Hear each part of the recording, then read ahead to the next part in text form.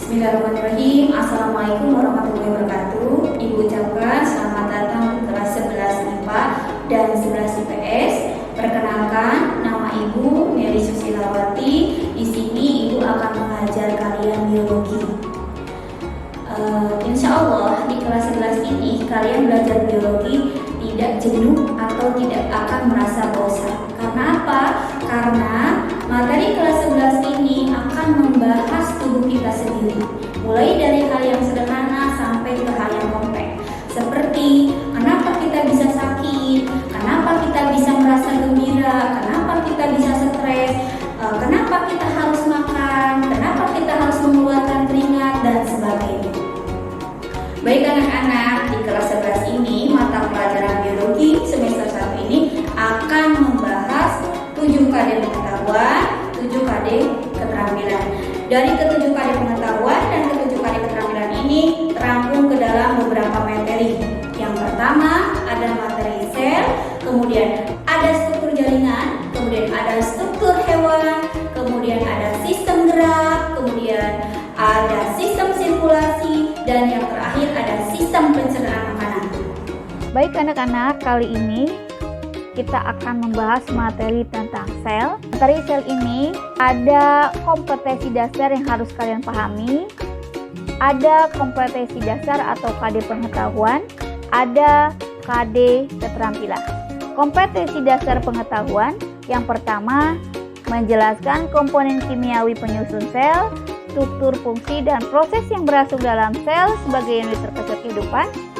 Yang kedua, menganalisis berbagai bioproses dalam sel yang meliputi mekanisme transport membran, reproduksi, dan sintesa protein.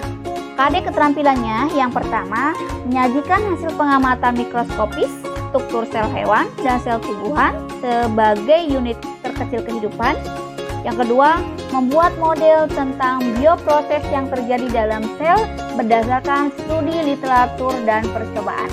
Tujuan pembelajarannya, setelah melaksanakan kegiatan melalui model inquiry learning, diharapkan siswa mampu menjelaskan komponen kimiawi penyusun sel, menyajikan hasil pengamatan mikroskopis struktur sel hewan dan sel tubuhan, menganalisis berbagai bioproses dalam sel yang meliputi mekanisme transport membran, reproduksi, dan sintesa protein. Membuat model tentang bioproses yang terjadi dalam sel berdasarkan studi literatur dan percobaan, memiliki sikap toleran, kerjasama, santun, dan peduli. Nah, inilah gambar struktur sel. Ini ada sel tubuhan, ada sel hewan.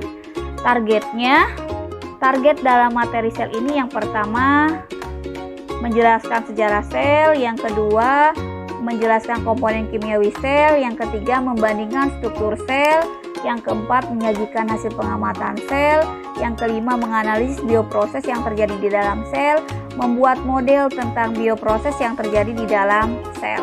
Nah, untuk pertemuan kali ini kita akan bahas satu target aja, yaitu tentang sejarah sel, sehingga nanti dari sejarah sel ini akan lahirlah teori-teori sel. Penelitian tentang sel, salah satunya yaitu ada Robert Hooke. Robert Hooke ini mengamati gabus. Kemudian ada Anthony van Leeuwenhoek, dia mengamati protozoa. Karena Anthony van Leeuwenhoek ini adalah dia yang menemukan mikroskop. Kemudian ada Schleiden dan Swan. Schleiden ini mengamati sel tubuhan, Swan ini mengamati sel hewan. Ada Felix Dujardin, dia mengamati cairan sel. Ada Johannes Purkin, dia mengamati protoplasma. Ada Robert Brown, dia mengamati inti sel. Kemudian ada Rudolf Virchow. Rudolf Virchow ini yang terkenal dengan teori omne cellula ex cellula. Semua sel berawal dari sel. Nah, sehingga tadi Ibu katakan dari penelitian ini sehingga muncullah teori sel. Di sini Ibu hanya menuliskan 3, ada sel sebagai unit struktural, ada sel sebagai unit fungsional, ada sel sebagai unit pertumbuhan. Nanti kalian cari sendiri ya. Sel sebagai unit struktural itu seperti apa, sel sebagai unit fungsional itu seperti apa, sel sebagai unit pertumbuhan itu seperti apa. Nah, sekarang ada tugas buat kalian. Tugas pertama Ibu. Di sini Ibu memberikan tabel kalian. Kalian nanti isi tabelnya. Di sini ada nama peneliti, objek penelitiannya atau objek pengamatan. Kemudian di sini ada hasil pengamatan atau penelitiannya. Yang kedua di sini nomor 2, jelaskan teori yang mengatakan bahwa sel merupakan unit struktural dari makhluk hidup. Nomor 3-nya, jelaskan teori yang mengatakan bahwa sel sebagai unit pertumbuhan. Keempat, jelaskan teori sel yang mengatakan bahwa sel sebagai unit fungsional. Nah, untuk sementara ini kalian tulis di buku catatan kalian. Nanti setelah selesai kalian kirim ke Ibu melalui foto WA ya. Anak-anakku, selamat mengerjakan tugas pertama dari Ibu. Jangan lupa kalian mengerjakan dan langsung nge-share ke Ibu atau mengirimkan tugas ke Ibu. Kalian tetap semangat, jaga kesehatan, tetap happy supaya imun kita tidak turun.